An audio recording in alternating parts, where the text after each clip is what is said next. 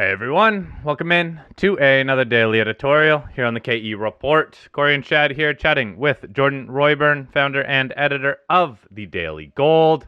Now, Jordan, it's actually been a few weeks since we last had you on the show. I don't even know if we have chatted this month, but I think it's a good thing to kind of take a step back, look at what has happened to the markets, especially the precious metals, so far this month. Let's start with gold. And look, gold's rebounded over about the last 2 weeks here, but boy, oh boy, when it started off August, gold went down pretty much 12 of 13 days. It was almost a straight down move, and it didn't break any key levels, I don't think. Even the spot market held above 1900, and now we have rebounded over this last about week or two.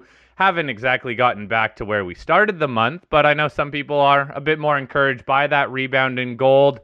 Jordan, anything changed in these charts when it comes to just the gold price this month?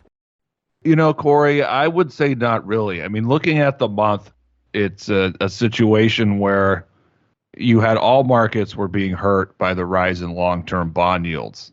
And we've seen bond yields come down over the last week or so, and we've seen the stock market rebound, gold and silver rebound. The dollars come off a little bit, of course, when long-term bond yields were moving up. The dollar was moving up as well, so that's negative for precious metals. Also, if you look at how the stock market has traded the last couple years, when long-term bond yields were moving higher, I mean, once they kind of got off the lows, because if they're moving from 1 or 2 to 3%, that doesn't make a huge difference. But once bond yields got up off the lows and they're moving higher, they gained traction. That coincided with the stock market selling off. Then, I mean, particularly the 10-year yield, that was kind of consolidating. You could say consolidating bullishly, but it was consolidating. That coincided with the market rebound after October, the October 22 low. And so, long-term bond yields moving higher, it's a problem for all assets. So that was driving things lower for most of August, or at least, until the first half. And, so bond yields have come off, and, therefore the dollar strength has waned a bit, and precious metals have moved higher and or rebounded, and the stock market has followed. So I don't think it takes any, genius to say anything else with respect to what's happened. It's really been driven by long-term bond yields. And so that's really the question moving forward is, are we going to see, in particular, are we going to see the 10-year yield make that breakout above resistance and keep running higher? Or have we seen, some kind of important peak? Well, Jordan, when you look at the silver price, what do you make of the chart action in it? And maybe let's widen the scope back to more than just this month, but just over the last year. A year ago, silver was down around 1770. Now it's up close to 25. It's been stuck in a range really since April, back and forth, just whipsawing from like the high side in the mid 25s down to the low side in the 22 range. Do you think it has the potential to actually break out of this range one way or the other here?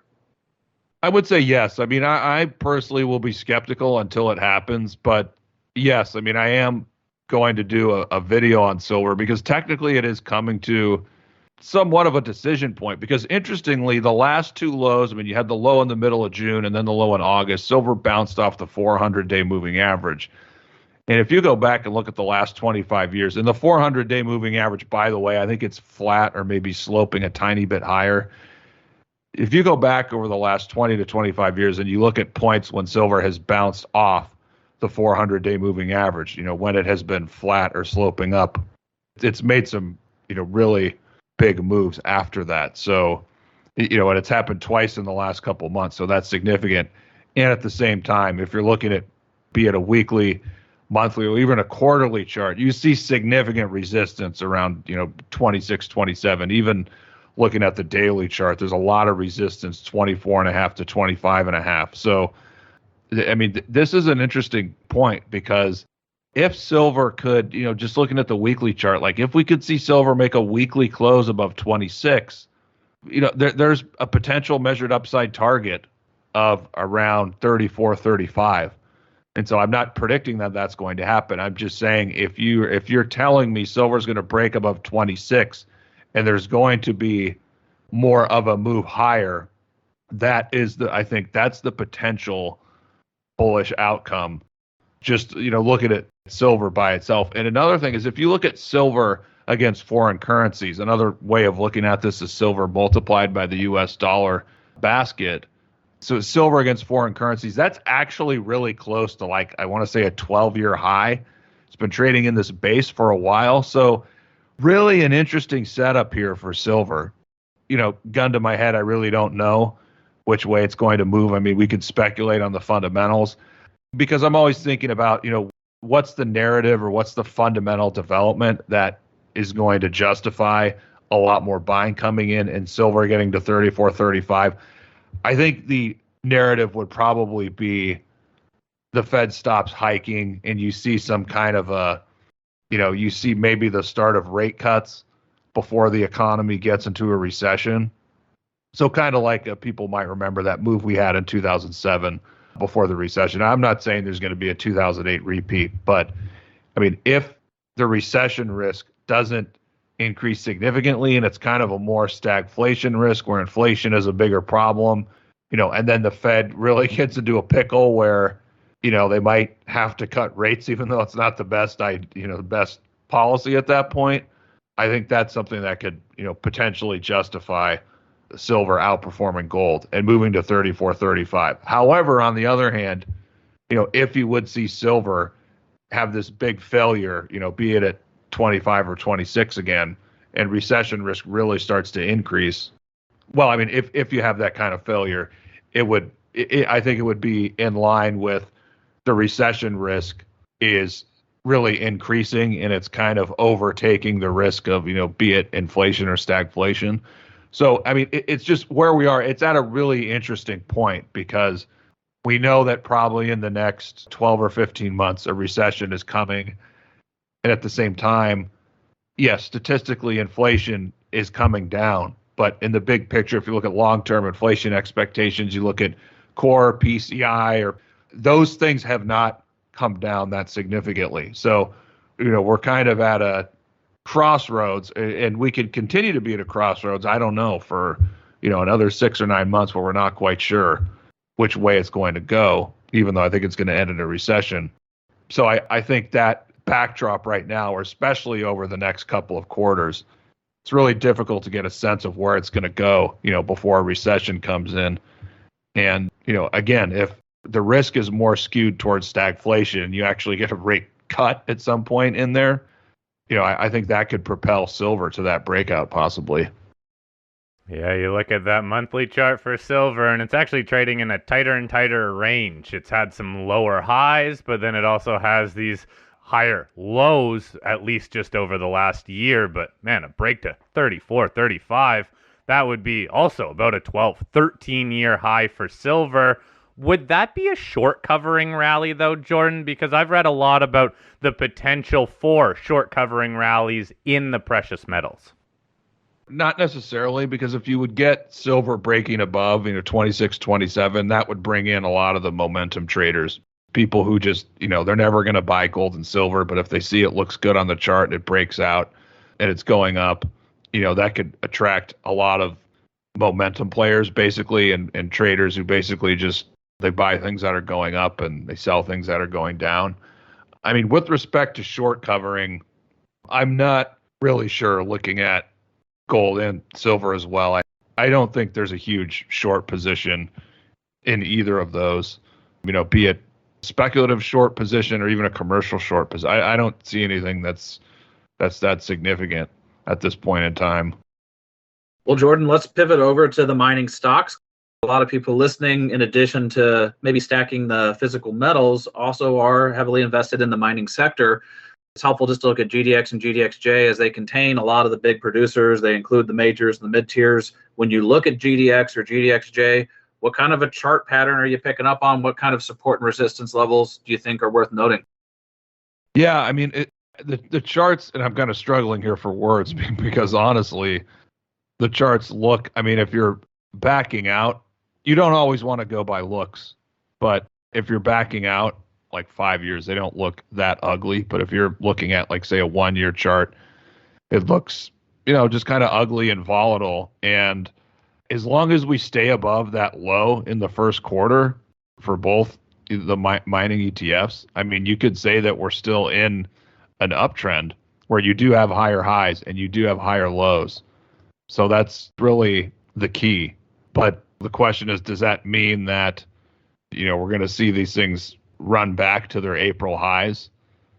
I'm not so sure. I mean, looking at the short term, looking at GDXJ, for example, on the daily chart, you're probably going to come into resistance, I would say, maybe 38, 39. And for GDX, looking at 32, 33. So, I mean, there is potentially some more room that the miners could run, before they run into more selling. Looking at the breadth indicators, a week or two ago, the breadth indicators for the juniors and the seniors were really, really oversold, like we were in single digits. So I'm not surprised by the rally, but it really, I mean, it's kind of been a messy year because earlier in the year, before the April peak, we did have a bread thrust in GDX, and of course that failed. And then at the recent low, I want to say it might have been the June low. So looking at both GDX and GDXJ, they went below that late June low. But at that June low, there was a positive divergence in the GDX advanced decline line. So we had both, but the market still made a lower low. And so, unless we get a huge rally here, I'm going to say that signal failed. So, my point is, in the last, 3 or 4 months, we did have these bullish signals, 2 bullish signals, which basically failed. So it is kind of a messy situation. And looking at the fundamental side, you're not going to get any real traction in the miners or the juniors until you see gold close above 2,100, which, I sound like a broken record. Been saying that for months and months and quarters. But that's just the reality, because if you're looking at the math, gold rallying from, 1,900 to 2,000 or, 1850 to 1950, it's not going to move the needle for any of these companies. It's not going to bring in that much more buying. And, this is also where intermarket analysis comes in. And we have not seen this in the last 5 or 6 years, even though precious metals have rebounded, because the stock market has continued to trend higher. It's recovered. It's made higher highs. And so until that breaks, probably until the recession that's coming, capital still might buy conventional stocks and ignore precious metals. And so to have a real big bull market, you're going to need the stock market to roll over. You're going to need a recession, which I do think is coming at some point. But, you don't have those things. Then there's not that much new money coming into precious metals, and the miners are just, they're just kind of going back and forth. Boy, are they ever. To your point about it being a sloppy chart, just look at the moving averages, where GDX is pretty much right on them on the daily, weekly charts, and they have gone sideways pretty much this whole year, with some choppiness in and around there. But man, oh man, it's just not an easier, clear-cut path for any of these markets. But doesn't that tie into the broader markets as well? You can argue that everything is range bound, and while the broad markets might have outperformed the gold stocks recently, still everything is range bound. So is it just that macro picture? Is it more the fundamental macro that everyone's trying to predict the future that is actually going to drive these markets, not just the precious metals markets? Well, I think, I'd have to go back and look at the periods when you're making a market top or you're leading up to a market top before a recession. Correlations do tend to go towards one. And I think that the 10-year yield is such a powerful driver that, if we were to see it break out and run higher, we already know that that's hurting the stock market. That's also going to hurt the miners. That would also hurt silver, and that would also hurt gold, but to a lesser degree relative to everything. So I think that's one driver where, one macro driver where it's I want to say it's forcing, but it's almost causing everything to kind of correlate together to some degree. And look, we've seen that on the other side too in the last couple of weeks where you get this rebound. And as I said, stock market's rebounding, the metals have rebounded, the miners are rebounding. So I don't know, maybe, you tend to see that type of situation, leading into a recession and potential bear market. But yeah, when you're moving closer to that point of a potential recession, the macro becomes a major driving force. And again, correlations can, if they're not going to one, they can move a lot closer to one. Well, Jordan, maybe just one more on the mining stocks, and it relates more to the junior side of it versus the kind of companies, maybe the producers and the largest developers that you'd see in the ETFs. When you look at GDX or GDXJ, I think it does a good job of capturing the big cap companies in the space and the overall companies that generalist investors would probably go into. Should they invest in ETFs, or should they trickle down into some of the larger producers and developers? But when you look at the junior side of things, drill plays and maybe optionality plays, or developers that have drill programs that are in the junior quadrant, or even some of the junior producers, the tiny producers, it's a little bit different story. It's actually worse. It's a lot more beat up than GDX and GDXJ would imply.